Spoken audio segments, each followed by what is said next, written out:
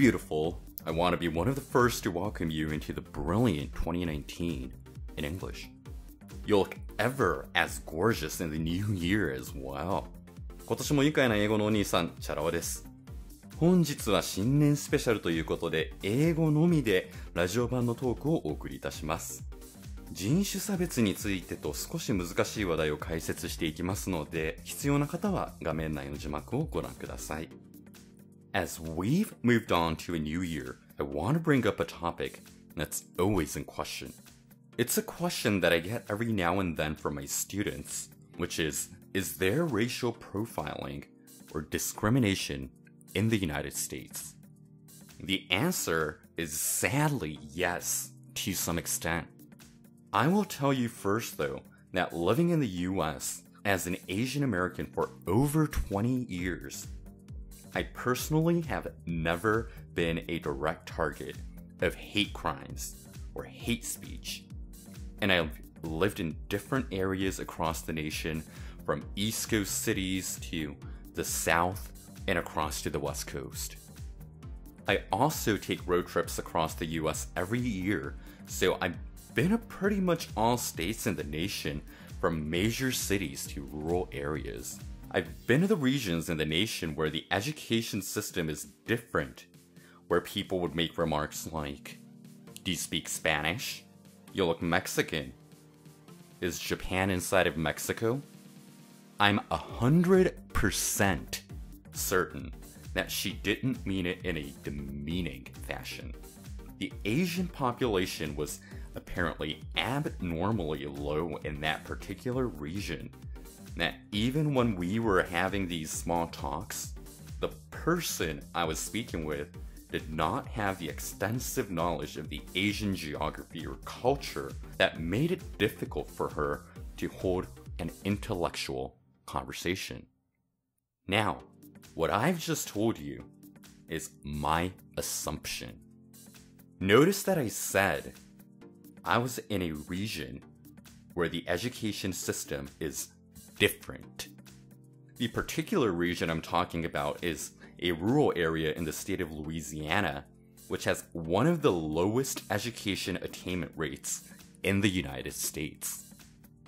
So, why did I use the word different when I actually meant poorly educated? That was my rephrasing so that what I say sounds beautified than what it actually is. And we all do it. We all do it. We try to sound inclusive when what we're actually saying is nothing but classifying a certain group or category of people that is different from the one you belong in or want to belong in.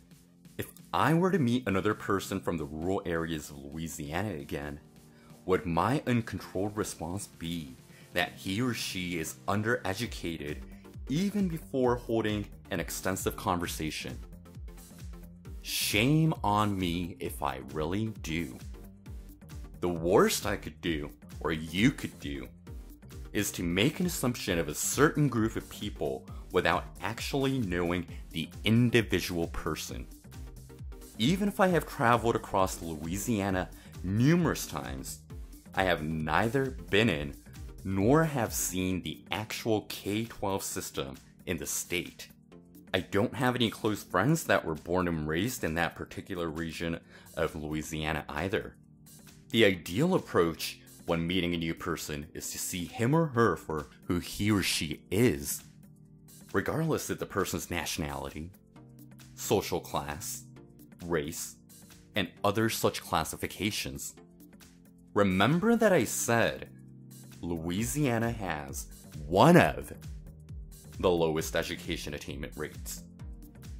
Louisiana ranks in at 46th on the list out of all 50 states in the US with an 83.4% high school graduation rate according to the US Census.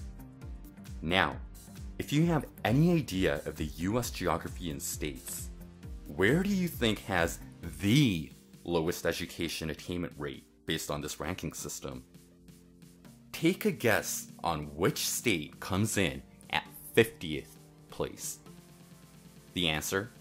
California. With the tech industry in Silicon Valley, upscale neighborhoods like Beverly Hills and Bel Air, world-class colleges, you probably would have never known. Here is where prejudice comes into play. We, as people, make certain assumptions to a degree.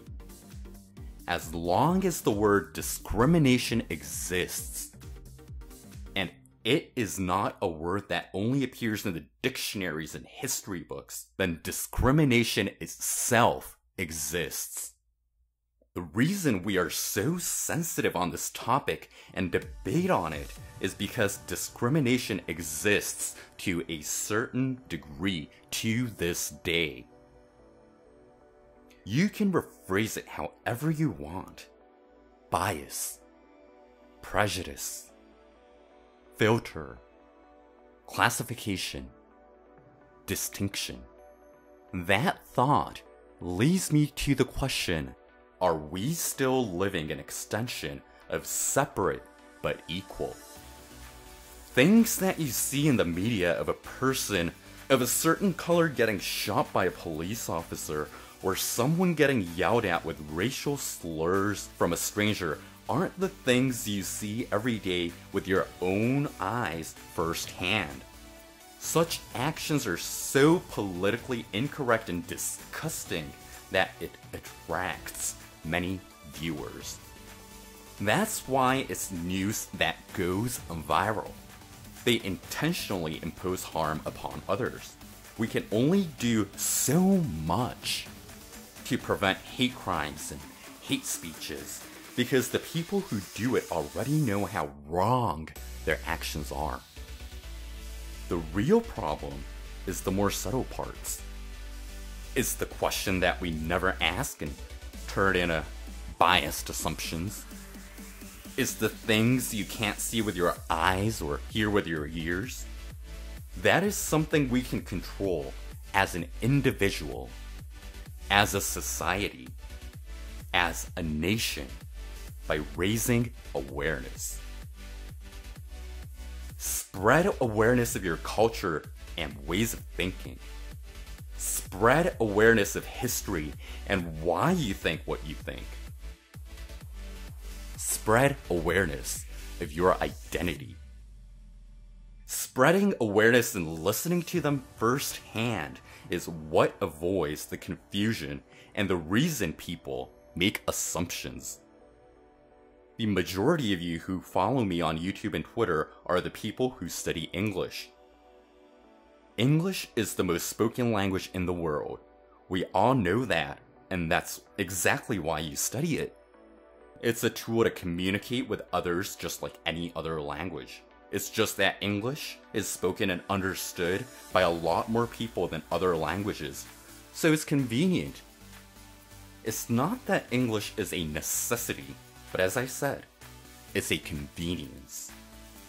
It allows you to raise awareness of your identity and interpret others by speaking in a language you understand without changing the original meaning via translation. As we begin a new year, in which you are stronger than ever before, think about the words you use to express yourself. Think about how much judgment you make prior to knowing much about others or from only knowing a small sample or secondhand source. There are no two individuals that are identical, and that is what brings the joy and curiosity of knowledge and acceptance in the 21st century. Cheers to you, beautiful, for a prosperous 2019 and the years beyond.